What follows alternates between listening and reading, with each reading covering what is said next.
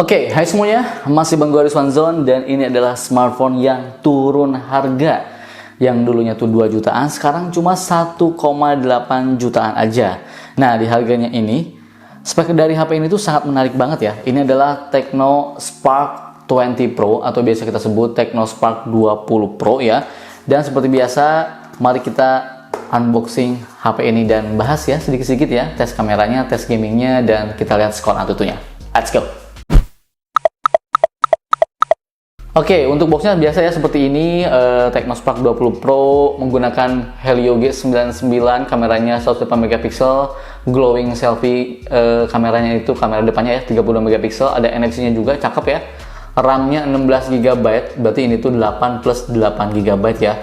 ROM-nya juga gede nih, 256 GB, dan yang gua punya, oke, itu kenapa Google Nest nyala? Dan yang gue punya nih, ini tuh warnanya tuh Frosty Ivory. Oke. Di sini untuk kelengkapannya nih teman-teman bisa dilihat sendiri, layarnya 120 Hz, dual stereo speaker. Wah, ini udah oke juga ya. G99 Ultra ya teman-teman. Oke, langsung aja deh, mari kita unboxing saja. Pas kita buka langsung dapat HP-nya seperti ini ya. Ada unique selling point-nya juga. Ini banyak nih di harga cuman 1,8 jutaan sekarang. Teman-teman cek aja ya di link deskripsi video ini ya. Itu udah gua taruh nih harganya. Ini murah, cuma 1,8 jutaan aja, karena kalau di yang lain itu masih di angka 2 jutaan juga nih teman-teman. Jadi kalau yang ini tuh udah 1,8 nih. Gua udah taruh linknya di bawah ya. Semoga aja nih harganya nggak berubah. Jadi buruan cepet-cepet aja untuk di check out. Cakep John. Bagus ya. Oke, kita singkirin dulu aja. Kita lihat dulu aja ya ada apa di dalamnya. Kita dapat garansi 12 plus 1 bulan. Cakep. Kemudian ada ya buku panduan, kartu garansi, kemudian apa lagi nih? Ini mah kitab-kitab yang jarang kalian baca pasti ya. Terus kita juga dapat jelly case. Nah, mantep nih, kita udah dapat jelly case-nya. Cakep ya jelly case-nya ya. Oke. Terus ada SIM ejector tentunya. Kemudian di sini ada adapter chargernya, kita lihat 33 watt teman-teman ya. Ini adapter chargernya ini tuh di 33 watt. Terus mana nih untuk kabel Type-C-nya? Oh, ternyata ada di sini teman-teman. Type-C-nya ini udah Type-C tentunya, Type A to Type-C. Oke, sekarang mari kita lihat untuk smartphone-nya. Asli ini bening banget, cakep banget, dan kayaknya nggak begitu gampang nempel sidik jari juga ya teman-teman. Ini bener-bener ala iPhone banget sih ini desainnya. Cakep. Coba kita lihat dulu ya untuk bagian belakangnya. Jelas ini tuh semuanya tuh polikarbonat dan nggak ada yang metal frame ya. Tapi ini tuh finishingnya tuh terlihat seperti metal, mengotak dan sangat enak digenggam. Digenggam tuh enak gitu ya. Nggak ada tajam-tajamnya. Ini menurut gue ini udah oke banget lah, udah aman. Kameranya ini tuh ada 3 ya teman-teman. Walaupun sebenarnya yang utamanya tuh cuma 1, 2 ini tuh sebenarnya kayak pemanis aja ya. Ini Tecno Spark. Terus di sini ada 108 megapiksel ultra sensing. Oke, di bagian kanan ini tuh ada tombol power sekaligus fingerprint, dan ini ada tombol volume rocker ya, volume. Di bagian atas ini tuh ada lubang speaker, teman-teman, lubang speaker kelihatan nih, lubang speaker. Di bagian kiri ini tuh ada slot SIM. Sekarang mari kita buka ya. Slot SIM ini tuh hybrid atau dedicated. Oke, ternyata slot SIM-nya ini tuh dedicated ya. Jadi kita bisa pakai 2 nano SIM secara bersamaan plus micro SD. Aduh, cakep banget. Sekarang tuh udah jarang ditemuin yang kayak gini ya. Kemudian bagian bawahnya itu ada port jack audio, lubang mikrofon, port Type-C, dan lubang speaker. Jadi jelas ya, speakernya ini tuh by DTS sudah dual stereo speaker. Dan di bagian depannya ini teman-teman bisa lihat sendiri ya, ini layarnya ini tuh ternyata pas gua cek apakah sudah ada anti gores, ternyata belum ada teman-teman ya. Ini belum dilapisi dengan anti gores bawaannya, oke? Nah, sekarang mari kita nyalakan dulu sambil kita setting-setting sedikit dulu, oke? Oke, ini adalah Tecno Spark 20 Pro, dan untuk varian warnanya ini tuh ada yang ini ya, yang punya gue ini tuh adalah Frosty Ivory, ada juga Moonlight Black, dan ada juga Sunset Blast. Dan ada juga nih yang memang bisa berubah warnanya gitu, cuma gue nggak tahu ini tuh masuk Indonesia atau enggak ya, namanya Magic Skin 20O Green ya, jadi warna hijau nanti tuh bisa berubah-berubah gitu ya. Oke, seperti yang gue bilang, bodinya itu flat ya teman-teman, dan polikarbonat. Tebalnya itu cuma di 8,4 mm ya.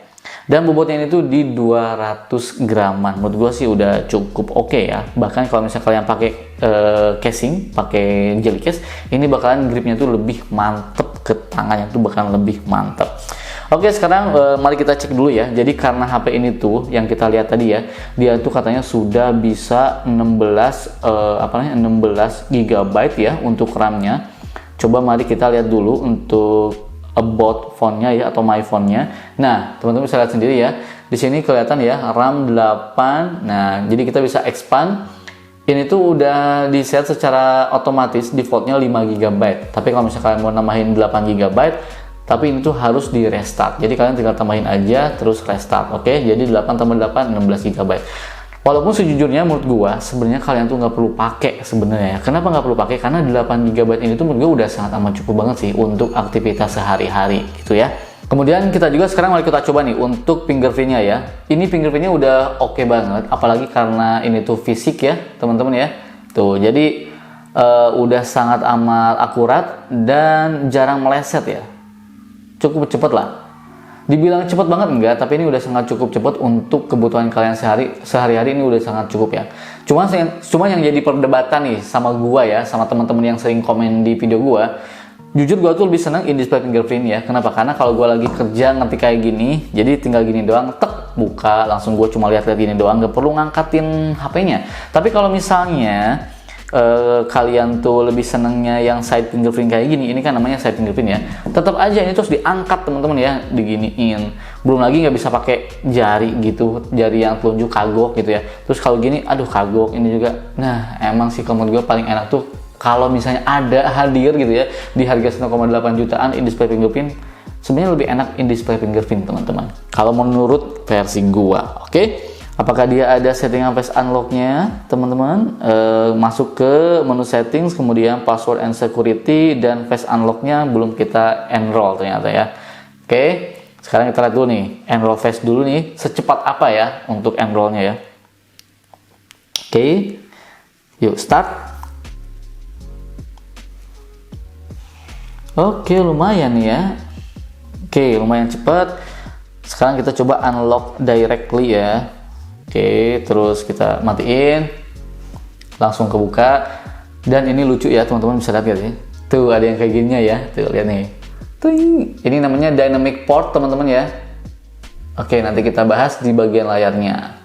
Tapi ini untuk ngebuka, cepet kalau di kondisi cahaya yang cukup, pakai face unlock-nya juga udah cepet, mantap. Sekarang mari kita bahas untuk speakernya teman-teman. Jadi ini tuh sudah menggunakan dua stereo speaker by DTS. Sekarang mari kita coba aja ya untuk musiknya. Karena yang paling menarik, jadi speakernya ini tuh sudah bisa kita set maksimal volumenya itu di 400%. Bayangkan, bisa 400% maksimal volumenya. Jadi bukan 100% lagi. Kayaknya dia ditingkatin terus ya sampai 400.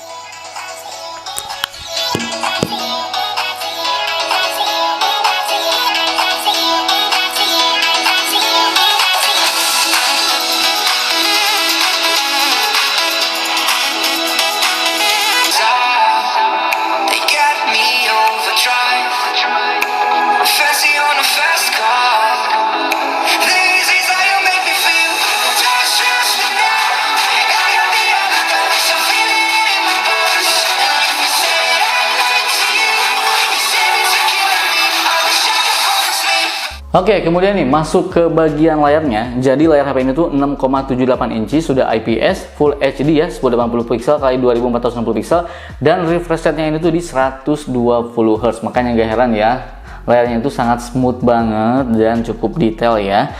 Dan dia tuh punya desain whole screen design ya, atau punch hole nih yang seperti ini ya. Dan sudah ada yang namanya dynamic port atau seperti ini nih.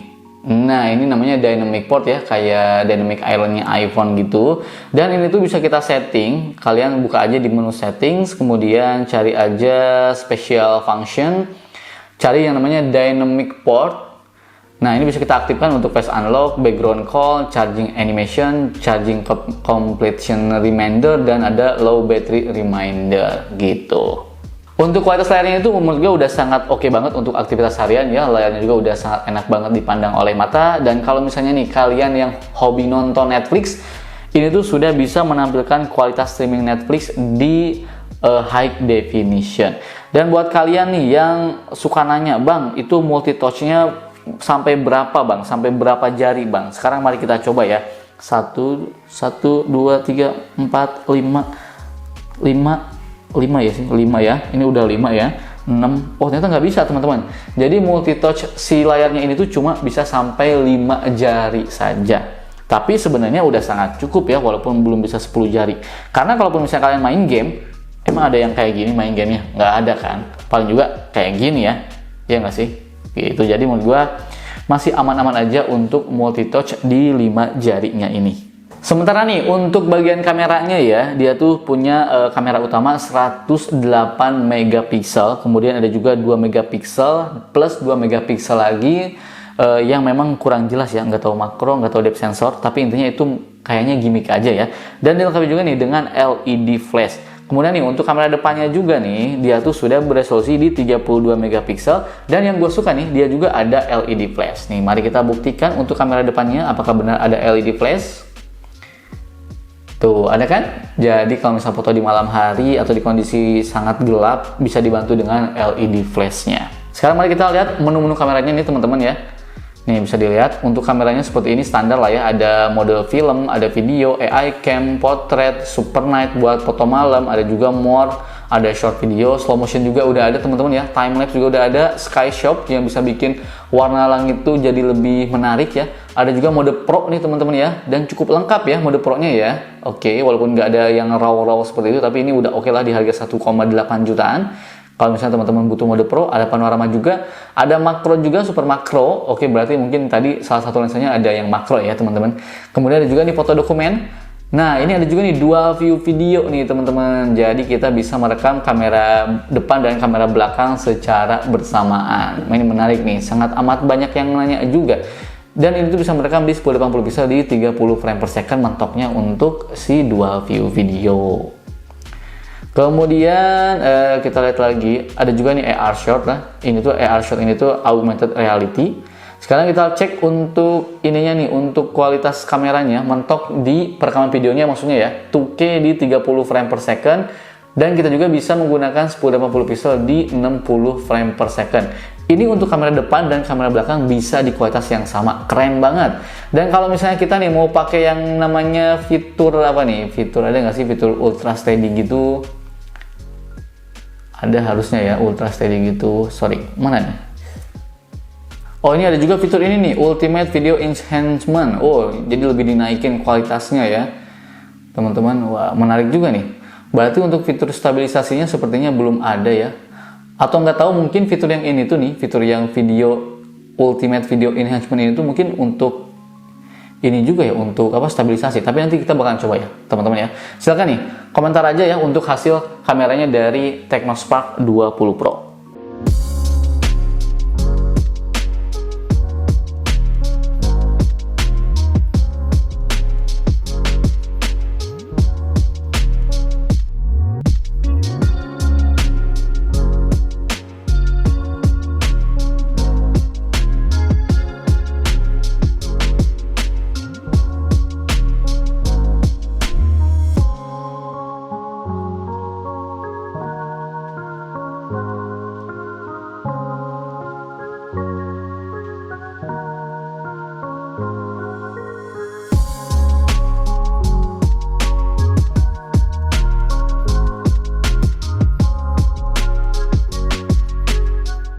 Oke, ini adalah video perkembangan menggunakan Technospark 20 Pro, kamera depan 2K di 30 frame per second.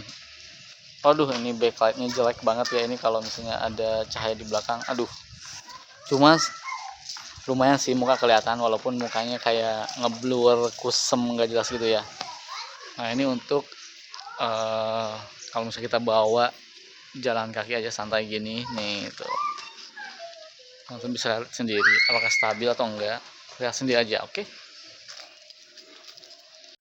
Cuma yang gue sukanya nih, jadi sekarang kan udah turun harga ya di 1,8 jutaan, tapi ini sudah ada Full HD 60 frame per second.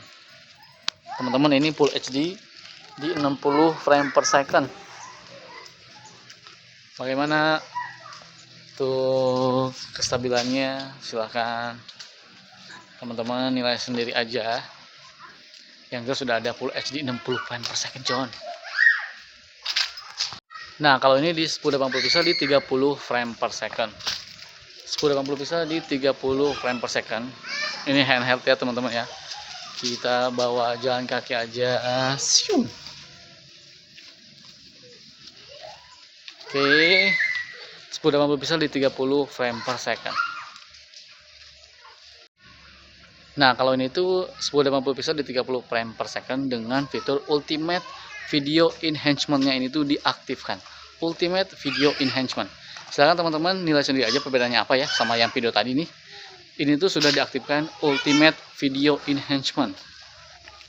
Jadi harusnya mungkin ditingkatkan kali ya kualitas videonya. Tapi teman-teman bisa nilai sendiri apakah bagus ketika fitur ini diaktifkan. Atau memang lebih baik jangan diaktifkan gitu ya. Kalau ini kamera belakangnya teman-teman ya. Cukup oke, agak lama ya teman-teman untuk fokusnya ya. Ini di 2K di 30 frame per second.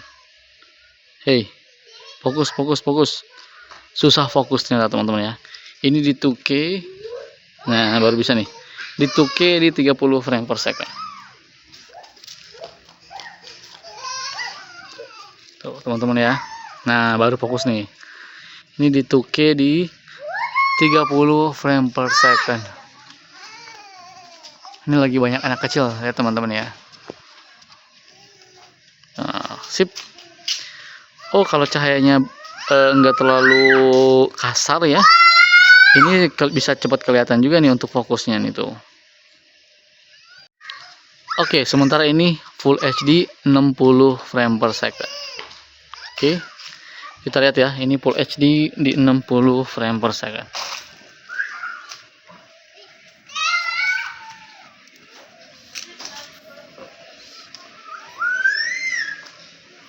Ini Full HD di 60 frame per second. Oke teman-teman, kita jalan lagi ke sini ya. Oke, ini Full HD 30 frame per second. Oke, Full HD di 30 frame per second. Kita ajak jalan aja teman-teman ya, biar teman-teman tahu gimana untuk kestabilannya.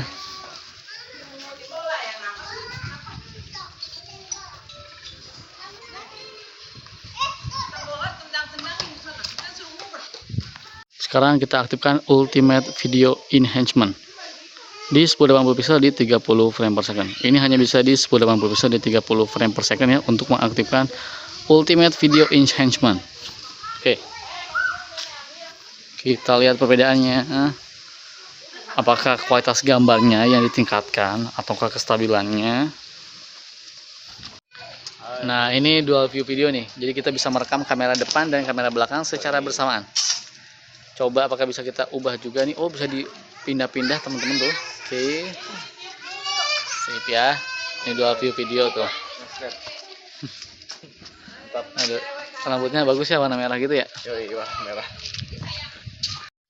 Nah, untuk frame-nya juga bisa kita ubah ya. Bisa kayak begini atau kayak tadi di split bagi dua. Ini bisa juga kayak gini ya tuh. Atau kita pindah lagi juga bisa nih. Tuh. Mantap. Masuk aja tuh. Digaskan. Dilarang buang sampah di sini. Jangan ya. Karena kebersihan adalah sebagian dari iman. Oke? Waduh, Pak Ustadz, ini Pak Ustadz ya. Nah, sekarang nih untuk spek dari HP ini. Jadi HP ini tuh menggunakan Helio G99 Ultra, RAM-nya 8GB LPDDR4X plus 8GB untuk virtual RAM-nya, ROM-nya 256GB, baterainya 5000 mAh, pengecasannya itu di 33W, menggunakan Android 13 ya, iOS versi 13 juga. Ini tuh 4G ya teman-teman, belum 5G. Dan sudah ada virtual gyroscope juga dan sudah bersertifikat IP53 certified. Jadi udah tahan air dan cipratan debu, cipratan air dan cipratan debu gitu ya. Kemudian kita lihat nih untuk skor Antutunya, kita cek ya apakah dia tuh mendapatkan skor mana nih untuk skor Antutunya. Kita lihat ya. Nah, Ini mendapatkan skor di 428 ribuan poin ya. Jadi ini udah sangat amat cukup untuk aktivitas harian, untuk aktivitas kalian sehari-hari main game, Mobile Legends, PUBG, udah cukup oke ya teman-teman. Sekarang mari kita coba untuk bermain gamenya. Sekarang mari kita coba untuk bermain game Mobile Legends, dan untuk settingannya itu bisa di frame rate-nya itu super, grafisnya itu ultra ya. Oke, mungkin nanti setelah ada update mungkin bisa ya frame rate-nya itu juga untuk ultra, tapi untuk sekarang masih bisa super saja. Ya nggak masalah sih, yang jelas ini grafisnya udah bagus banget nih, dan cukup lancar juga ya teman-teman ya. Yang penting jaringan kalian oke, udah aman, harusnya udah lancar banget sih. Kalian mau push rank sampai lama juga ini udah oke banget. By the way, gua nggak jago main game ya, jadi harap maklum saja. Yang jelas untuk harga 1,8 juta dapat 120 Hz Helio G99 Ultra ya. Untuk kecepatannya menurut gua udah sangat oke banget sih. Ya bisalah kalian dapat untung lah ya. Worth it lah buat kalian beli gitu. Itu siapa sih? Aduh, nggak bisa dikejar apa ya? Harusnya buat teman-teman yang jago main game Mobile Legends ini ya, atau mole ini, harusnya bakalan lebih enak sih ya di harga 1,8 juta, tapi udah bisa dapat grafis ultra, frame rate-nya juga udah super, udah sangat amat cukup ya. Layarnya juga mungkin karena udah 120 Hz ya teman-teman, jadi sangat amat responsif teman-teman. Ini tuh bener-bener amat responsif banget, jadi enak aja gitu, nyaman.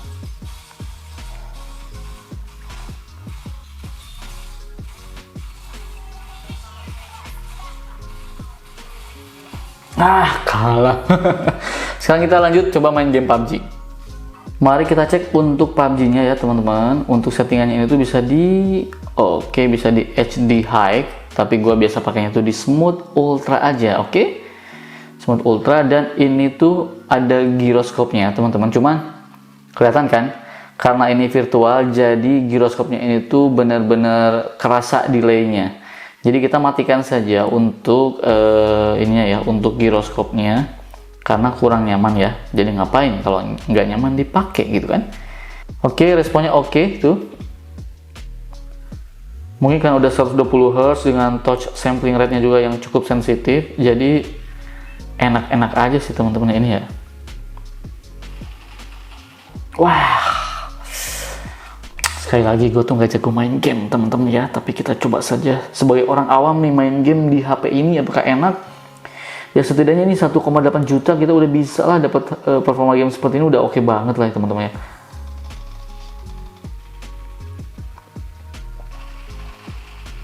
Waduh,